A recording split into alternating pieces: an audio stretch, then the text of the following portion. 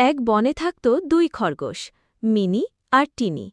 Mini ছিল চঞ্চল, সারাদিন লাফালাফি করতে ভালোবাসত। টিনি ছিল শান্ত, কিন্তু খুব বুদ্ধিমান। একদিন সকালে মিনি বলল, টিনি, আজকে দৌড় প্রতিযোগিতা করি। টিনি হাসল, করি, কিন্তু দৌড় শেষে একসাথে গাজর খাব। দৌড় শুরু হল। মিনি খুব দ্রুত দৌড়াচ্ছে।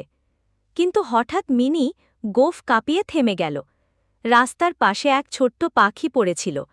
মিনি বলল, টিনি, একটু থামো, পাখিটার সাহায্য করি। টিনি তাড়াতাড়ি এসে বলল, হ্যাঁ, প্রতিযোগিতা পরে হবে, আগে সাহায্য। দুই খরগোশ মিলে পাখিটাকে গাছের বাসায় তুলে দিল।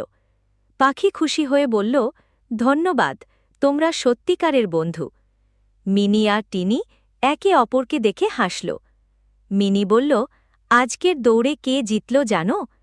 টিনি বলল, আমরা দুজনই, কারণ আমরা ভালো কাজ করেছি। দুই খরগোশ লাফাতে লাফাতে বাড়ি ফিরল, আর সন্ধ্যায় মিলে